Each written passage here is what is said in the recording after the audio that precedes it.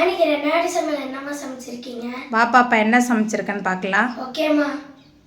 உனக்கு தம்பிக்கும் பிடிச்ச பிரேக்ஃபாஸ்ட் தான் பாப்பா பண்ணியிருக்கேன்.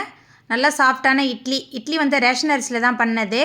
இட்லிக்கு சைடிஷ் வந்து புதினா சட்னி, புளி சேர்க்காம தக்காளி கொஞ்சம் கூட சேர்த்து செஞ்சுருக்கேன். இந்த மாதிரி சமைச்சா 2 பேருமே நல்லா விரும்பி சாப்பிட்ருவாங்க. ஸ்கூல் லஞ்சுமே அவங்களுக்கு வந்து பிடிச்ச மாதிரி தான் செஞ்சு கொடுக்குறேன். ஏன்னா அப்படியே ரிட்டன் எடுத்துகிட்டு வந்துடுவாங்க, சமைக்கிறதே வேஸ்ட் ஆகிடும். அதனால் அவங்களுக்கு கேட்டு தான் சமைச்சு கொடுக்குறது.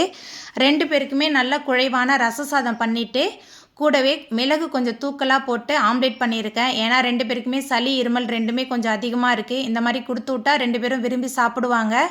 கூடவே வெண்டைக்காயில் பொரியல் பண்ணியிருக்கேன். வெண்டைக்காய் பொரியலில் உப்பு மஞ்சத்தூள் மட்டும்தான் போட்டு செஞ்சுருக்கேன். காரத்துக்கு வேறு எதுவுமே சேர்க்கல. இந்த ரச சாதத்தோடு வச்சு சாப்பிட்றதுக்கு இந்த வெண்டைக்காய் பொரியல் ரொம்பவே சூப்பராக இருக்கும்.